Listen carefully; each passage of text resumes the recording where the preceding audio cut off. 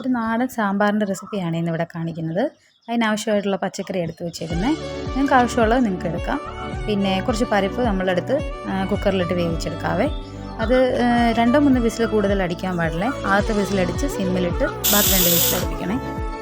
അത് കഴിഞ്ഞ് നമുക്ക് ആവശ്യമായിട്ടുള്ള പച്ചക്കറികളെടുത്തത് എല്ലാം അരിഞ്ഞെടുത്ത് ആ വെന്ത പരിപ്പിൻ്റെ കൂട്ടത്തിൽ കുക്കറിൻ്റെ ആവിയെല്ലാം പോയതിന് ശേഷം മാത്രമേ കുക്കർ തുറക്കാവുള്ളേ. അതിനുശേഷം നമ്മുടെ ഈ കഷ്ണങ്ങളെല്ലാം കൂടെ വാരിയിട്ട് അതിൻ്റെ കൂട്ടത്തിൽ കുറച്ച് വെള്ളവും ചേർത്ത് പിന്നെ നമുക്ക് ഇതിനകത്ത് തക്കാളിയും വെണ്ടയ്ക്കായും ചെറിയ ഉള്ളിയും കൂടെ അരിഞ്ഞത് എടുത്ത് മാറ്റി വയ്ക്കണം. പിന്നെ എന്നിട്ട് ഈ കഷ്ണങ്ങളെല്ലാം കൂടെ ഇട്ട് ഉപ്പും മഞ്ഞൾപ്പൊടിയും എല്ലാം കൂടെ ഇട്ട് നമുക്ക് വേവിക്കാൻ വെക്കാം.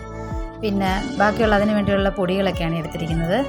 മല്ലിപ്പൊടി, മുളക് പൊടി, കായപ്പൊടി, സാമ്പാർ പൊടി ഒരു പാത്രത്തിൽ മാറ്റി വെച്ചേക്കണേ. എന്നിട്ട് നമ്മളൊരു പാനെടുത്ത് അതിലേക്ക് എണ്ണ ഒഴിച്ച് എണ്ണ ചൂടായി വരുമ്പോഴത്തേക്കും ആദ്യം ചെറിയുള്ളി ഇട്ട് കൊടുക്കാം. എന്നിട്ട് അതൊന്ന് കുറച്ചൊന്ന് ചൂടായി വരുമ്പോഴത്തേക്കും നമുക്ക് ബാക്കി വെണ്ടയ്ക്ക കഷ്ണങ്ങളാക്കി വെച്ചത് എല്ലാം കൂടെ വാരിയിടാം. അതിൻ്റെ കൂട്ടത്തിൽ ബാക്കി ഇട്ടതിന് ശേഷം നമ്മളൊരു നുള്ള് ഉപ്പും കൂടി ഇട്ട് എല്ലാം കൂടെ കൂട്ടിച്ചേർത്ത് കൊടുക്കുക.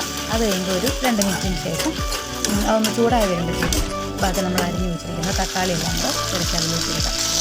അതും കൂടി ഇട്ട് ഒരുവിധം ഒന്ന് അത്യാവശ്യം ഒന്ന് വാടി വരണേ. വാടി വന്നു കഴിയുമ്പോഴത്തേക്കും ആ പാൻ തീ ഓഫ് ചെയ്ത് നമുക്കത് മാറ്റി വയ്ക്കാം.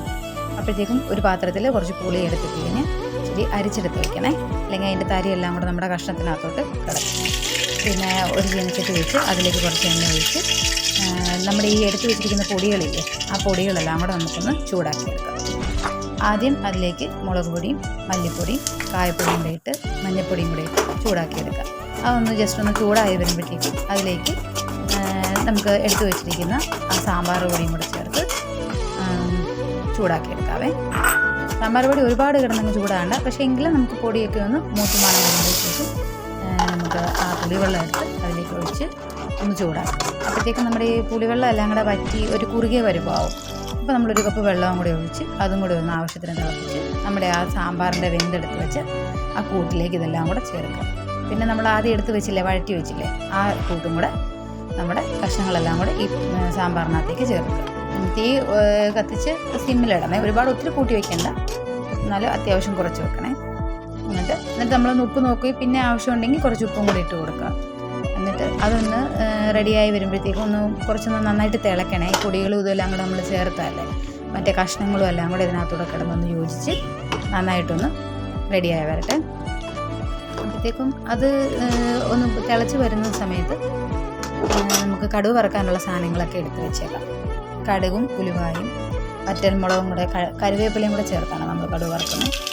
എന്നിട്ട് ഒരു പാനെടുത്ത് എണ്ണ ചൂടാക്കി അതിലേക്ക് കടുക്, ഉലുവ, വറ്റൽമുളക്, കറിവേപ്പില അതെല്ലാം കൂടെ ഇട്ട് ഒന്ന് മൂപ്പിച്ച് നമുക്ക് ആ സാമ്പാറിൻ്റെ കഷ്ണങ്ങളിലേക്ക് തിളച്ച് വെച്ചിരിക്കുന്നതിനകത്തോട്ടിടാം. ഇപ്പോൾ റെഡിയായി സാമ്പാർ. നിങ്ങൾക്ക് ഇഷ്ടപ്പെട്ടെന്നുണ്ടെങ്കിൽ ഒന്ന് സബ്സ്ക്രൈബ് ചെയ്തേക്കണേ. കൂടെ ആ ബെൽ ബട്ടണും കൂടെ അമർത്തുവാണെങ്കിൽ